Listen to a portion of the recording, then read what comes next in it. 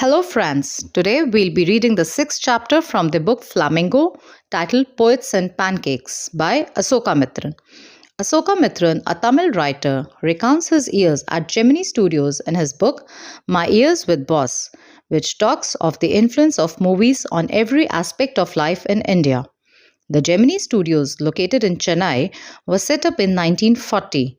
It was one of the most influential film producing organizations of India in the early days of Indian filmmaking. Its founder was S.S. Vasan. The duty of Asokamitran in Gemini Studios was to cut out newspaper clippings on a wide variety of subjects and store them in files. Many of these had to be written out by hand. Although he performed an insignificant function, he was the most well informed of all the members of the Gemini family. The following is an excerpt from his book, My Years with Boss. Let's start the chapter. Pancake was the brand name of the makeup material that Gemini Studios bought in truckloads. Greta Garbo must have used it. Miss Gohar must have used it. Vaijantimala must also have used it. But Rati Agnihotri may not have even heard of it. The makeup department of the Gemini studio was in the upstairs of a building that was believed to have been Robert Clive's stables. A dozen other buildings in the city are said to have been his residence. For his brief life and an even briefer stay in Madras, Robert Clive seems to have done a lot of moving. Besides fighting some impossible battles in remote corners of India and marrying a maiden in St. Mary's Church in Fort St. George in Madras. The makeup room had the look of a hair-cutting salon with lights at all angles, around half a dozen large mirrors. They were all incandescent lights, so you can imagine the fairy misery of those subjected to makeup. The makeup department was first headed by a Bengali who became too big for the studio and left. He was succeeded by a Maharashtrian who was assisted by a Dharwar Kannadiga and Andhra, a Madras Indian Christian, an Anglo-Indian Burmese, and the usual local Tamils. All this shows that there was a great deal of national integration long before AIR and Doordarshan began broadcasting programs on national integration. This gang of nationally integrated makeup men could turn any decent looking person into a hideous crimson hued monster with the help of a truckloads of pancake and number of other locally made potions and lotions. Those were the days of mainly indoor shooting, and only 5% of the film was shot outdoors. I suppose the sets and studio lights needed the girls and boys to be made to look ugly in order to look presentable in the movie. A strict hierarchy was maintained in the makeup department.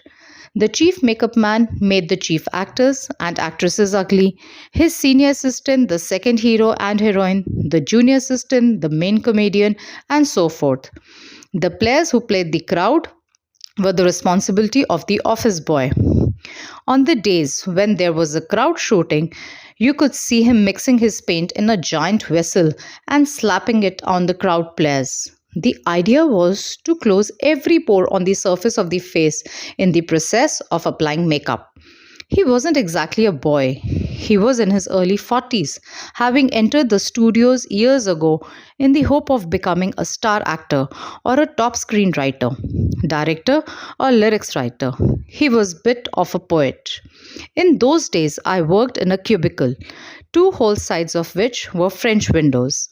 Seeing me sitting at my desk tearing up newspapers day in and day out, most people thought I was doing next to nothing. It is likely that the boss thought likewise too. So anyone who felt I should be given some occupation would barge into my cubicle and deliver an extended lecture.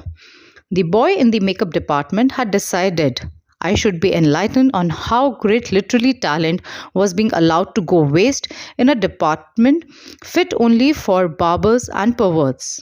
Soon I was praying for crowd shooting all the time. Nothing short of it could save me from his epics. In all instances of frustration, you will always find the anger directed towards a single person, openly or covertly. And this man of the makeup department was convinced that all his woes, ignominy, and neglect were due to Kothamgamlam Subbu. Subbu was the number two at Gemini Studio. He couldn't have had a more encouraging opening in films than our grown up makeup boy had. On the contrary, he must have had to face more uncertain and difficult times, for when he began his career, there were no firmly established film producing companies or studios. Even in the matter of education, especially formal education, Subbu couldn't have had an appreciable lead over our boy. But by virtue of being born a Brahmin, a virtue indeed, he must have had exposure to more affluent situations and people. He had the ability to look cheerful at all times, even after having had a hand in a flop film. He always had work for somebody. He could never do things on his own. But his sense of loyalty made him indefinitely himself with his principle completely and turn his entire creativity to his principle's advantage. He was tailor made for films. He was a man who could be inspired when commanded. The rat fights the tigress underwater and kills her, but takes pity on the cubs and tends them lovingly. I don't know how to do the scene, the producer would say, and Subbu would come out with four ways of the rat pouring affection on its victim's offspring. Good, but I am not sure it is effective enough, the producer would say, and in a minute Subbu would come out with 14 more alternatives. Filmmaking must have been and was so easy with a man like Subbu around, and if ever there was a man who gave direction and definition to Gemini Studios during its golden years, it was Subbu. Subbu had his separate identity as a poet, and though he was certainly capable of more complex and higher forms, he deliberately chose to address his poetry to the masses. His success in films overshadowed and dwarfed his literary achievements, or so his critics felt. He composed several truly original story poems in folk refrain and diction, and also wrote a sprawling novel, Thilan Mohambal, with dozens of very defty edged characters. He quite successfully recreated the mood and manner of the Devdasis of the early 20th century. He was an amazing actor. He never aspired to the lead roles, but whatever subsidiary role he played in any of the films, he performed better than the supposed main players. He had a genuine love for anyone who came across, and his house was a permanent residence for dozens of near and far relations and acquaintances. It seemed against Subbu's nature to be even conscious that he was feeding and supporting so many of them. Such a charitable and improvident man, and yet he had enemies? Was it because he seemed so close and intimate with the boss? Or was it his general demeanor that resembled a sycophant's? Or his readiness to say nice things about everything? In any case, there was this man in the makeup department who would wish the direst things for Subbu. You saw Subbu always with the boss, but in the attendance roles? He was grouped under a department called the Story Department, comprising a lawyer and an assembly of writers and poets. The lawyer was also officially known as the legal advisor, but everybody referred to him as the opposite, an extremely talented actress who was also extremely temperamental, once blew over on the sets. While everyone stood stunned, the lawyer quietly switched on the recording equipment. When the actress paused for the breath, the lawyer said to her, "1 minute, please," and played back the recording. There was nothing incriminating or unmentionably foul about the actress's tirade against the producer. But when she heard her voice again through the sound equipment, she was struck dumb. A girl from the countryside, she hadn't gone through all the stages of worldly experience that generally precede a position of importance and sophistication that she had found herself captured into. She never quite recovered from the terror she felt that day. That was the end of a brief and brilliant acting career. the legal advisor, who was also a member of the story department, had unwittingly brought about that sad end. While every other member of the department wore a kind of uniform, khadi dhoti with a slightly oversized and clumsy tailored white khadi shirt, the legal advisor wore pants and a tie and sometimes a coat that looked like a coat of mail. Often he looked alone and helpless, a man of cold logic in a crowd of dreamers, a neutral man in an assembly of Gandhis and Khadis. Like so many of those who were close to the boss, he was allowed to produce a film, and though a lot of raw stock and pancake were used on it, not much came of the film. Then one day the boss closed down the story department, and this was perhaps the only instance in all human history where a lawyer lost his job because the poets were asked to go home. Gemini Studios was the favorite haunt of poets like S.D.S. Yogyar, Sangu Subramaniam, Krishna Sastri, and Harendranath Chattopadhyay. It had an excellent mess which supplied good coffee at all times of the day and for most part of the night. Those were the days when Congress rule meant prohibition and meeting over a cup of coffee was rather satisfying entertainment. Barring the office boys and couple of clerks, everybody else at the studios radiated leisure, a prerequisite for poetry. Most of them wore khadi and worshipped Gandhiji. But beyond that, they had not the faintest appreciation for political thoughts of any kind. Naturally, they were all averse to the term communism. A communist was a godless man. He had no filial or conjugal love. He had no compunction about killing his own parents and his children. He was always out to cause and spread unrest and violence among innocent and ignorant people.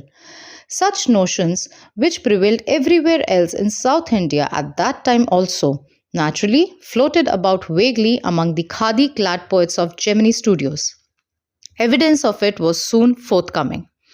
When Frank Buchman's Moral Rearmament Army, some 200 strong, visited Madras sometime in 1952, they could not have found a warmer host in India than the Gemini Studios. Someone called the group an international circus. They weren't very good on the trapeze, and the acquaintance with animals was only at the dinner table. But they presented two plays in the most professional manner. Their Jotham Valley and The Forgotten Factor ran several shows in Madras, and along with the other citizens of the city, the Gemini family of 600 saw the plays over and over again. The message of the plays were usually plain and simple homilies, but the sets and costumes were first rate.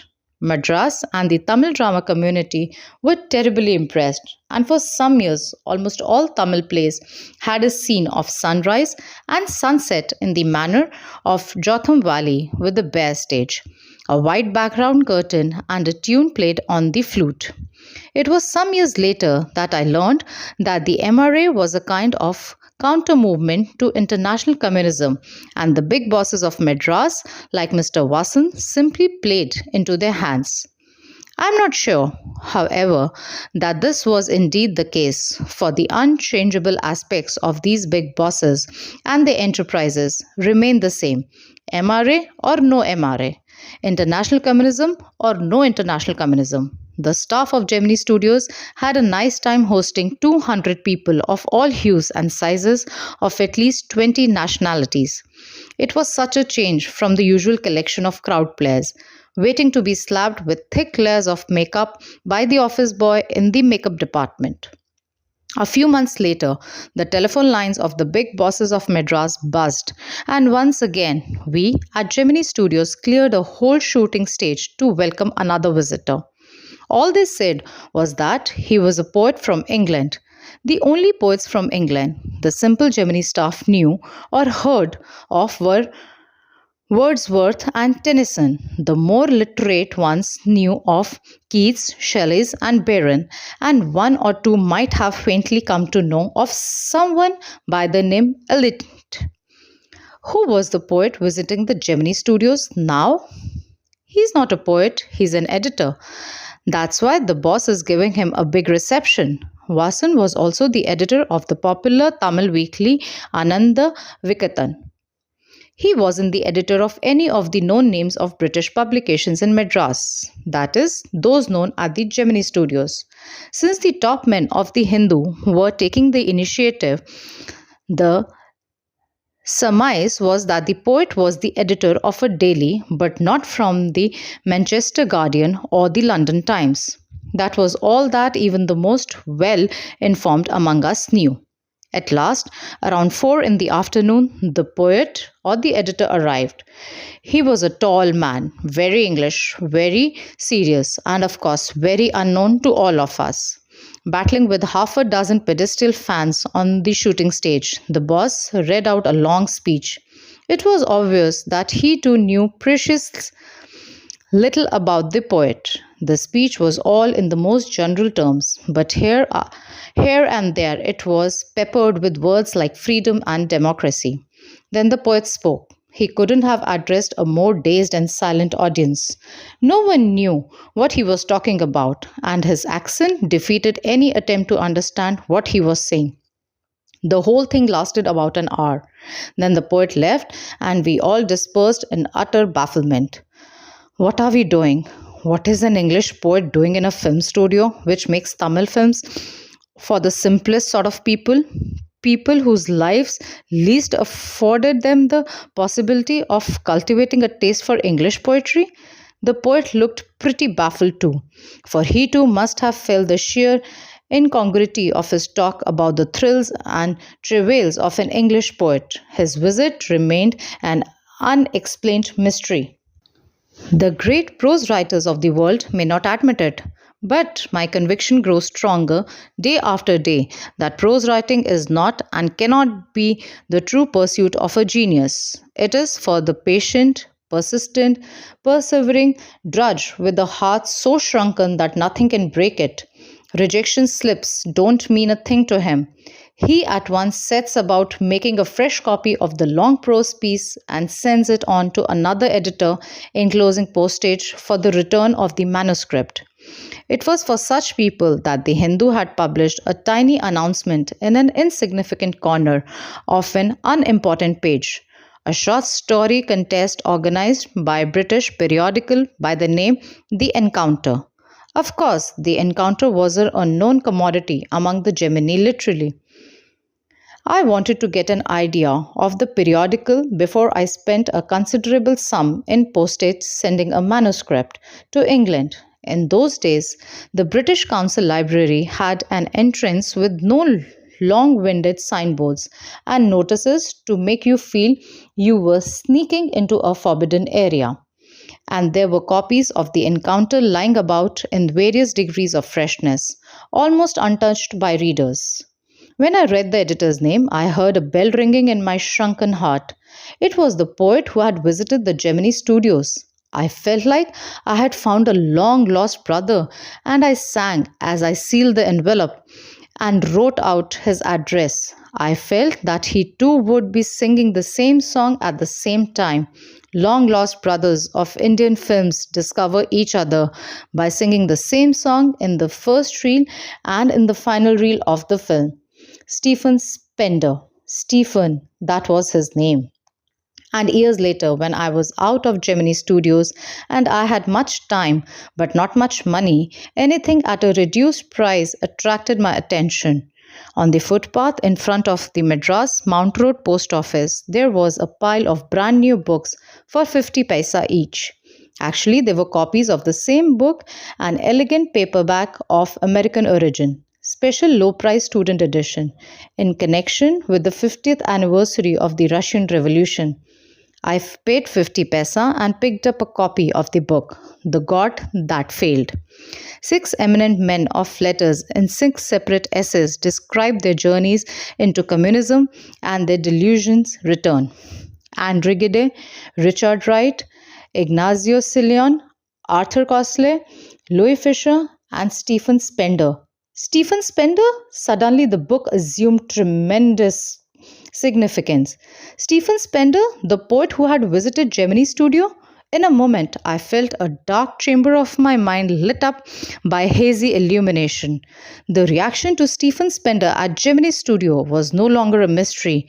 The boss of the Gemini Studio may not have much to do with Spender's poetry, but not with his God that failed.